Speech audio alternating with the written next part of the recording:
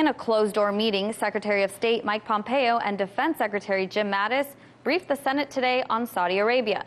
In his remarks released by the Pentagon, Mattis said, quote, "Long-standing relationships guide, but do not blind us. Saudi Arabia, due to geography and the Iranian threat, is fundamental to maintaining regional and Israeli security and to our interest in Mideast stability." Many were surprised that the CIA Director Gina Haspel wasn't present and disagree with the administration. Many senators left the briefing unsatisfied. I think it was a basic mistake on the part of the administration not to have the CIA director brief us today. I think it's time for us to send a clear and strong signal to our close ally, Saudi Arabia, that actions that violate our core values, like participating in the murder of a U.S. resident journalist, have consequences. I don't want to, it's a classified briefing. I don't want to go into it, but I wish she would have been there. A lot of us are frustrated that she wasn't. President Trump has received pressure from members of U.S. Congress to withdraw U.S. military support for the Saudi-led war in Yemen. For more, we're joined by Robert Naiman. Robert, thank you so much for joining us today. Good to be with you. Now, the Trump administration has been very vocal about the importance of their relationship with Saudis and how important it is to our U.S. economy. So after the briefing, many senators were concerned about the absence of Gina Haspel. The CIA did conclude that bin Salman likely ordered the assassination of Khashoggi. Why do you think she was missing? Why wasn't she there? Exactly what you just said, that published reports, CIA concluded that the assassination was ordered directly by MBS. That's embarrassing to the Trump administration. And if you have Gina Haspel there, she's the director of the agency that came up with that conclusion. And that's going to be embarrassing to the administration. So that's why, I assume that's why they didn't want her to participate in the briefing. But the larger point is that the Senate, as you mentioned earlier, is going to vote today on ending U.S. participation in the Saudi war in Yemen, unconstitutional U.S. participation in the Saudi war in Yemen. This vote is expected at 4 p.m.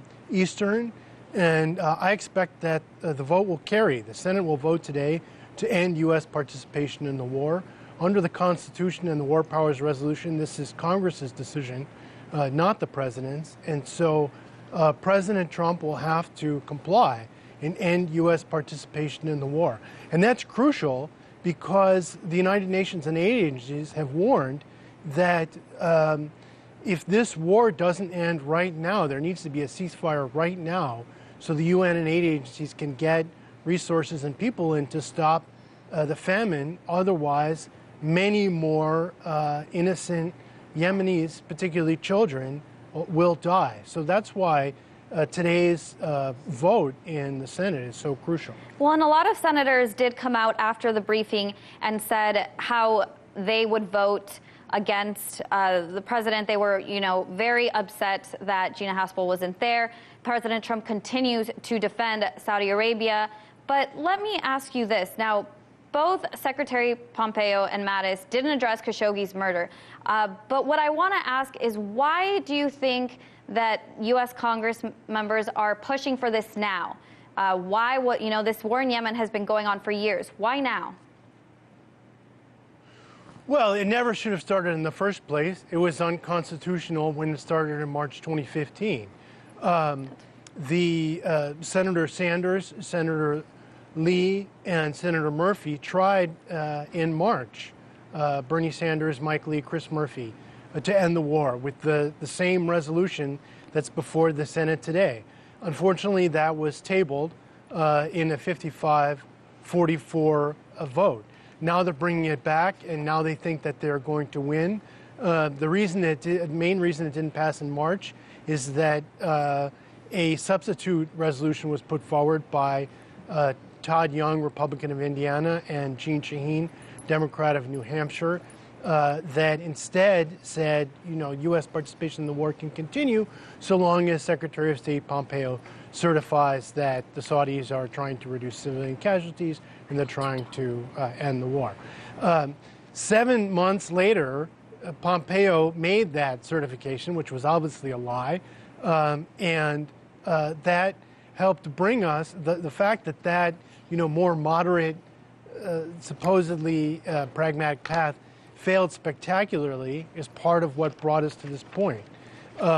Also, the bombing of the bus full of kids, and the fact that the Saudi regime tried to justify that and say that it was a legitimate military target.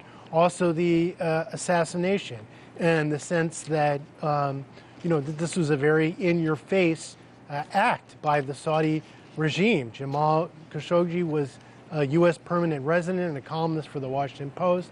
The Saudis lied about the assassination over and over, kept changing their story. So this is a cascade of things have come together to force the United States Senate, majority of the United States Senate, to confront how sick and disastrous the current U.S.-Saudi relationship is, and of course, of which the most grievous consequence right now is the deliberate famine-producing Saudi war in Yemen. It's not just that they're bombing civilians, it's that they're blockading, keeping out food, fuel, and medicine, clean water. That's what's leading to the threat of mass starvation. Well, this is a very important vote that happens today, so we'll keep an eye on it. Thank you so much, Policy Director of Just Foreign Policy, Robert Naiman. Appreciate your time. Hey YouTube, thanks for checking out our channel. We hope you enjoyed the video. We have tons of content for you just like this. For more of RT America's one-of-a-kind news and analysis, be sure to subscribe and never stop questioning more.